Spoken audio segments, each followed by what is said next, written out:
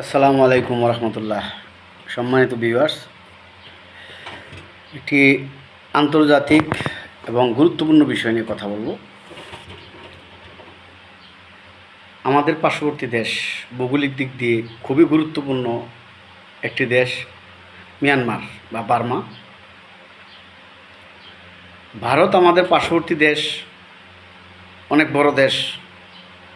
তারা নিজেদেরকে বন্ধুরাষ্ট্র বলে দাবি করলেও তারা সবসময় আমাদেরকে সমান চোখে দেখে না, বরঞ্চ তারা চেষ্টা করে আমাদেরকে নিচু চোখে দেখতে এবং গোলামির একটা ভাব তৈরি করতে চায়, যেন আমরা তাদের গোলামি করব। কিন্তু মিয়ানমার আমাদের সমকক্ষ বা কিছু বেশ কম দেশ, সামরিকভাবেও তেমন বেশি না বা বেশি কমও না। কিন্তু মিয়ানমার বর্তমানে আমাদের জন্য অনেক বড় হুমকি হয়ে দাঁড়িয়েছে। কারণ মিয়ানমারে হচ্ছে জান্তা সরকার, সামরিক সরকার। তাদের গণতান্ত্রিক যারা রাজনীতি করে অং সান সূচি সহ সবাইকে তারা বন্দি করে রেখেছে এবং দেশটির মধ্যে বর্তমানে গৃহযুদ্ধ চলতেছে। বহু জাতে বিভক্ত, বহু বিদ্রোহী গ্রুপ এবং সাধারণ জনগণও সেনাবাহিনীর পক্ষে। তারা গণতন্ত্র চায়, কিন্তু সেখানে কোনো সুযোগ নাই। কারণ মিয়ানমার এখন হয়ে যাচ্ছে উত্তর কোরিয়ার মতো, সারা পৃথিবী থেকে বিচ্ছিন্ন, শুধু চায়না সহ ভারত সহ কিছু দেশ শুধু সাপোর্ট করবে। এটা একটা খতরনাক ভয়ঙ্কর রাষ্ট্র পরিণত হবে। তো মিয়ানমারে যে ঘটনা ঘটেছে, মিয়ানমার কিন্তু এখন বিভক্ত হয়ে গেছে। এটা তো আপনারা সবাই জানেন যে আমাদের রোহিঙ্গারা যেখান থেকে আসছে, আরাকান প্রদেশ বা বর্তমানে সেটা রাখাইন, সেই রাখাইন প্রদেশ বিচ্ছিন্ন হয়ে গেছে মিয়ানমার থেকে।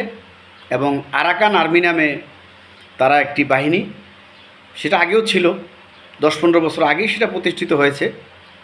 তারা শক্তি অর্জন করতে করতে প্রথমে তারা এখানকার স্থানীয় লোকাল যে মুসলমান, এদেরকে গণহত্যা করে এদেরকে দেশ ছাড়া করেছে, অর্থাৎ বাংলাদেশে পুশ করেছে, অর্থাৎ ভূমিটা তারা খালি করেছে, মানে মুসলমানদেরকে আগে তাড়াইছে। তারপরে তারা মূল দেশ মিয়ানমার থেকে বর্তমানে বিচ্ছিন্ন করে ফেলছে তাদের রাখাইন রাজ্যকে। এখন শুধু বাকি একটি স্বাধীন দেশ ঘোষণা করা। কিন্তু চিন্তার বিষয় হচ্ছে তারা স্বাধীন দেশও ঘোষণা করতেছে না। তারা এখন স্বাধীন দেশও ঘোষণা করতেছে না, আবার মিয়ানমারের সাথেও তাদের বর্তমানে কোনো সংযোগ নাই, বিচ্ছিন্ন। জান্তা সরকার, মিয়ানমারের জান্তা সরকার চেষ্টা করতেছে রাখাইনকে আবার পুনরুদ্ধার করার জন্য, আবার দখল করার জন্য। তো যুদ্ধ আরও হবে, জান্তা সরকারের সাথে আরাকান আর্মির যুদ্ধ হবে, এভাবে হামলা হবে, প্রতি হামলা হবে। তাদের কাছেও অস্ত্র আছে, আরাকান আর্মির কাছে, যে রাখাইন যারা দখল করছে তাদের কাছেও আধুনিক অস্ত্র আছে। তাদেরকে সহজে এখান থেকে সরানো যাবে না। আর সবচেয়ে কথা হচ্ছে তারা নির্মম, অনেক কঠিন প্রশিক্ষণপ্রাপ্ত। এখন আতঙ্কের বিষয় হচ্ছে বাংলাদেশের জন্য তাদের সাথে তো আমাদের কোনো কূটনৈতিক সম্পর্ক নাই, তারা কোনো রাষ্ট্র হয় নাই, তাদের আন্তর্জাতিক কোনো আইন নাই তাদের সাথে, আমাদের জাতিসংঘের সাথেও তাদের কোনো লিঙ্ক নেই। এখন তারা বিদ্রোহী হিসেবে আছে, একটা সন্ত্রাসী গ্রুপ হিসেবে আছে, তারা মনে যা চায় তা করে। অর্থাৎ মিয়ানমার জান্তা সরকার যা অত্যাচার করতো এর চেয়ে 10 গুণ অত্যাচার এখন রাখাইন আর্মি বাড়িয়ে দিয়েছে। আমাদের জেলেদেরকে অপহরণ করতেছে, 100-র উপরে জেলেদেরকে তারা অপহরণ করছে। তারপরে অবৈধ ব্যবসা বাণিজ্য সব তারা বৃদ্ধি করেছে। অর্থাৎ তারা হয়ে গেছে এখন গরু ছাড়া দড়ির মতো, তারা যা খুশি তা করতেছে। তাদের না আছে কোনো আইন কানুন, আন্তর্জাতিক রুলস নিয়মের তোয়াক্কা। আর এই যে সীমান্তটা বাংলাদেশের সাথে মিয়ানমারের সমুদ্রকেন্দ্রিক যে সীমান্তটা, এই পুরাটা সীমান্তই কিন্তু আরাকান রাজ্য। এই আরাকান রাজ্য বা রাখাইন রাজ্য ছাড়া মিয়ানমারের সাথে আমাদের কানেকশনও সম্ভব না। তাহলে কেমন একটা গুরুত্বপূর্ণ আন্তর্জাতিকভাবে, এবং এই জায়গাটা ভারত এবং চীনের জন্য গুরুত্বপূর্ণ, এবং এখানে আমেরিকারও নজর আছে। অর্থাৎ পৃথিবীর 3-4টা বড় দেশের একটা নজর এখানে। সবাই চাইব তাদের দখলে এই জায়গাটা নেওয়ার জন্য বা তাদের কন্ট্রোলে নেওয়ার জন্য। তো সর্বোপরি সবটাই এখন বাংলাদেশের বিপরীতে আছে, বাংলাদেশের জন্য দুশ্চিন্তার কারণ হয়ে আছে। এখন প্রশ্ন হচ্ছে আমরা আছি কি নিয়ে? আমরা ভিতরে অভ্যন্তরীণ গণ্ডগোল নিয়ে আছি, আমরা ব্যস্ত আছি নির্বাচন নিয়ে, আমরা ব্যস্ত আছি শেখ হাসিনার বিচার নিয়ে, আমরা ব্যস্ত আছি সংস্কার নিয়ে, হ্যাঁ, এটা আমাদের অভ্যন্তরীণ বিষয়, আমরা আছি, কিন্তু আমরা যত দ্রুত আমাদের অভ্যন্তরীণ সমস্যাগুলো সমাধান করতে পারবো, দ্রুত ঐক্যমতে আসতে পারবো, তত কিন্তু আমাদের সীমান্ত সেফ থাকবে। আমাদের ওইদিকে মনোযোগ দেওয়া দরকার। আমাদের দেশে যদি গণ্ডগোল বেশি হয়, আমরা সীমান্তে মনোযোগ দেবো কখন? তখন তো আমাদের দুর্বলতার সুযোগ নিয়ে তারা অঘটন ঘটাইতে পারে। ইভেন তারা বাংলাদেশের সমুদ্র সীমাও দখল করতে পারে, এই আরাকান আর্মিরা। তাই আমি বাংলাদেশের রাজনীতিবিদদেরকে বলবো যে দয়া করে আপনাদের শুভবুদ্ধির উদয় হোক, আপনারা দ্রুত জাতীয় ঐক্য গঠন করেন, দেশকে সংস্কারের জন্য একটা সনদ দিয়ে ডক্টর ইউনূসকে নির্বাচনের দিকে ধাবিত করে দেন। আর আমাদের সেনাবাহিনী তথা আমাদের আর্মি তারা আমাদের সীমান্তে বা আমাদের বিডিআর তাদের সীমান্তে পাহারা বেশি বাড়াক এবং মনোযোগ ওই দিকে দিক। দেখেন, একটা দেশে যখন শক্তিশালী গণতন্ত্র না থাকে তখন ওই দেশ ভাঙে 100%। আপনি ইতিহাস তালাশ করে দেখেন, উন্নয়নশীল দেশ বা গরিব দেশগুলোর মধ্যে ভাঙন আসছে একমাত্র গণতন্ত্র ওখানে দুর্বল হওয়ার কারণে। দেখেন, গণতন্ত্রের দুর্বলতার কারণে পাকিস্তান ভাঙল। পাকিস্তান যদি একাত্তরে গণতন্ত্রটা রাখত, বাংলাদেশের জনগণ ভোট দিয়ে এই দেশের মানুষ ভোটে জিতেছে, এই দেশের মানুষকে যদি ক্ষমতাটা বুঝিয়ে দিত কিংবা একটা নিগোসিয়েশন করে ওই সময় যুদ্ধে না গিয়ে দেশ ভাঙনে না গিয়ে একটা সমাধানে আসতো, তাহলে কিন্তু পাকিস্তান ভাঙতো না। পাকিস্তান ভাঙছে, আমাদের আফসোস নাই, কিন্তু পাকিস্তান থেকে শিক্ষা নেওয়া দরকার আমাদের। তো দেখেন, গণতন্ত্র ছিল না বলে, এবং ওই সময় ছিল সামরিক সরকার ইয়াহিয়া, তাহলে গণতন্ত্র ছিল না বলে সামরিক সরকার ক্ষমতায় ছিল, এই জন্য দেশ ভাঙছে। মিয়ানমারও এই ভাঙনের মুখে পড়ছে মূলত গণতন্ত্র না থাকার কারণে। যদি ওখানে অং সান সু চি বা যে কোনো একটা রাজনৈতিক বড় নেতা বা দল থাকতো, তাহলে এখানে এই দেশ ভাঙতো না। আর সেনাবাহিনী পুরা মনোযোগ দিত দেশের মানচিত্র রক্ষার জন্য। তো মিয়ানমার জান্তা বাহিনী তো ওইদিকে তাদের টাইম নেই, তারা তো দেশও চালায়, দেশের মানুষের উপর গুলিও চালায়, আবার বাংলাদেশের রোহিঙ্গাদের উপর অত্যাচার করলো। এখন নিজেরাই ভাঙনের মুখে, আর এই ভাঙনের মুখে পড়ছে একমাত্র সামরিক সরকারের জন্য। যদি গণতন্ত্র শক্তিশালী হতো মিয়ানমার আজকে ভাঙার মুখে পড়তো না। তারপর দেখেন আরেকটা দেশ আমাদের কাছাকাছি, ভারতের পার্শ্ববর্তী দেশ পাকিস্তান শুধু পূর্ব পাকিস্তান পশ্চিম পাকিস্তান ভাঙন হয়েছে গণতন্ত্রের দুর্বলতার কারণে বা সেনা শাসনের কারণে। শুধু তাই না, বর্তমানেও পাকিস্তানের সেনা শাসন বিদ্যমান। তাদের যে সরকার আছে এগুলা কাঠপুতলি সরকার, এগুলা গণা ধরে লাভ নেই, কিন্তু সরকার দেশ চালায় সেনাবাহিনী। আর এই কারণে পাকিস্তান এখন আরও 3 টুকরা হবে, শিমালি উজিরিস্তান, বেলুচিস্তান, খায়বর পখতুনখা এবং পাকিস্তান সহ আরও 3-4টা ভাগ পাকিস্তান হওয়ার পথে রক্তারক্তি জোরপূর্বক ধরে রাখছে।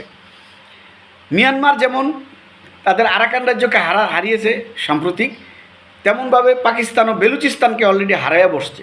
বেলুচিস্তানের সাথে পাকিস্তানের কোনো নাই, প্রশাসনিক কোনো কানেক্ট নাই, জোরপূর্বক দখল করে রাখছে। বেলুচিস্তানেও কিন্তু একটা যুবক বাহিনী আছে, ওটা আর্মির মতো না, কিন্তু পাবলিক বাহিনী আছে যেটা স্বাধীনতা চায় এবং সেনাবাহিনীর সাথে পাকিস্তানের সেনাবাহিনীর সাথে ফাইট করে। তো আমি এই কথাগুলো বললাম কেন, আরাকানে কী হলো, পাকিস্তানে কী হলো, এটা আমাদের জন্য শিক্ষা আছে। কারণ এখান থেকে আমাদের বুঝতে হবে যে আমাদের গণতান্ত্রিক অবকাঠামো যদি আমরা শক্তিশালী না করি, দ্রুত যদি আমরা দেশকে সংস্কার করে নির্বাচন করে একটা গণতান্ত্রিক সরকার না বসাই, তাহলে আমাদের সার্বভৌমত্ব হুমকির মুখে পড়বে। একদিকে তো ভারত আমাদেরকে সিকিম বানানোর জন্য, গ্রাস করার জন্য বসে আছে।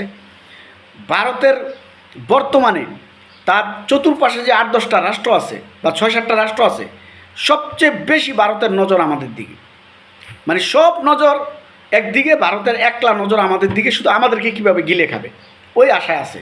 তারা আমাদেরকে দ্বিতীয় সিকিম বানাইতে চায়। ভারতের এত কনফিডেন্স কেন আর এত সাহস কেন জানেন? আমাদের দেশের অভ্যন্তরীণ রাজনীতিতে ভারতের অনেক বড় হস্তক্ষেপ কার্যকর হয়। অর্থাৎ ভারত সবসময় আমাদের দেশের রাজনীতিকে কন্ট্রোল করে, হয় গোলামি সরকার আসে আর নতুবা ভারতের বিরুদ্ধে সরকার আসলেও সেটাকে ভারত নামাইয়া দেয়। তো ভারত আমাদের উপরে রাজনৈতিকভাবে প্রচুর ক্ষমতাবান এবং আমাদের রাজনীতিতে প্রচণ্ড হস্তক্ষেপকারী দেশ। আর এই কারণে ভারতের কনফিডেন্স বেশি যে এই দেশটা আমরা যে কোনো মুহূর্তে গিলে খাইতে পারবো। আজকে যদি আমাদের সকল রাজনৈতিক দল ভারতকে তোয়াক্কা না করতো এবং অন্যান্য প্রতিবেশী দেশের মতো ভারতের সাথে সম্পর্ক রাখতো, যে প্রতিবেশী মতো, তুমি যেমন আমি এমন, তোমার গোলামি আমি করব না, কিংবা তোমার সাথে আমি শত্রুতাও করব না। যদি এরকম মনোভাব থাকতো, বিগত 50 বছরে যদি আমরা এই জিনিসটা বিল্ড আপ করতে পারতাম, তাহলে ভারত আমাদের জন্য হুমকি হইতো না কখনো, এবং হুমকি হলেও টিকতে পারতো না। যখন আপনার ঘরের ভিতরে আমি দখল করে থাকবো, বিভিন্ন জায়গায় কলকাঠি নাড়বো, তাহলে তো আপনার ঘরটা দখল করা আমার জন্য সহজ। তাহলে ভারতও এই পজিশনে আছে। তাহলে ভারত একদিকে আমাদের জন্য হুমকি, আর একদিকে মিয়ানমার তো সরাসরি আমাদেরকে গুলি করে, আমাদের জেলেদেরকে আটক করে, সীমান্ত লঙ্ঘন করে, তাদের রোহিঙ্গাদেরকে আমাদের দেশে পুশ করে দিল। এটার সমস্যার সমাধান কবে হবে আমরা জানি না। ভবিষ্যতে 2, 4, 10, 20 বছরে, 50 বছরে হয়তো রোহিঙ্গারা আমাদের দেশ মিক্স হয়ে যাবে, তখন আমাদের দেশের জনগণ অর্ধেক হয়ে যাবে রোহিঙ্গা, অর্ধেক হয়ে যাবে বাংলাদেশ। তো এইটাও তো একটা বিশাল সমস্যা, সেটা মিয়ানমার তৈরি করেছে। আর ভারত তো মনস্তাত্ত্বিকভাবে আমাদেরকে সবসময় কন্ট্রোল করে। তাহলে আমাদের উচিত দ্রুত গণতন্ত্রের অবকাঠামোকে সঠিক করা। এখন যে এই বিএনপি সহ আরও যে রাজনৈতিক দলগুলো যে মাস্তানি শুরু করছে, তারা এখন পর্যন্ত সংস্কারের বিষয়টা পাশ করাইতেছে না। ডক্টর মোহাম্মদ ইউনূস সরকারের সাথে বসে সংস্কারটা কমপ্লিট করে তারা দ্রুত নির্বাচনে যাওয়ার কোনো লক্ষণ দেখতেছি না। তারা জবরদস্তি করে নির্বাচন চায়। তারা চায় শেখ হাসিনার বিচার হবে না, তারা চায় 16 বছরের গণহত্যার বিচার হবে না, তারা চায় 50 বছরের 54 বছরের দুর্নীতির বিচার হবে না। কারণ তাদের মধ্যে আওয়ামী লীগের মধ্যে তো পার্থক্য নাই। আওয়ামী লীগ ক্ষমতা বেশি থাকছে, বেশি খাইছে, বেশি জুলুম করছে। ওরাও যদি থাকতো এর কাছাকাছি করতো, এবং ভবিষ্যতেও তারা এটাই করার প্ল্যান করছে।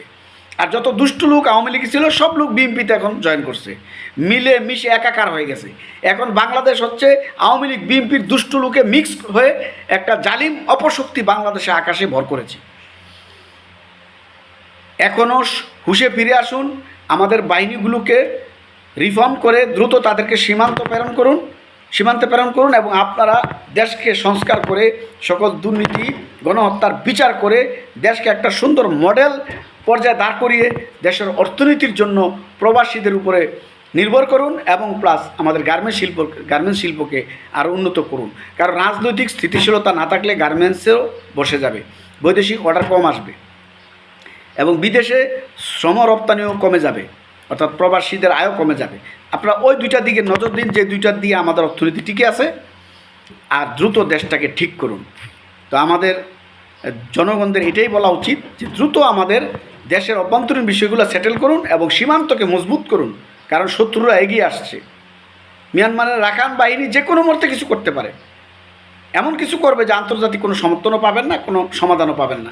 কারণ তারা কোনো রুলস রেজুলেশনের মধ্যে নেই, তারা এখন ডাকাত দল, তারা জলদস্যুদের মতো, ওই সোমালিয়ার জলদস্যুদের মতো। এদের কোনো এখন কোনো মা বাপ নাই, কোনো তাদের কোনো গার্জিয়ান নাই, কিছু নাই, তারা যা খুশি তা করতে পারে। আসসালামু আলাইকুম।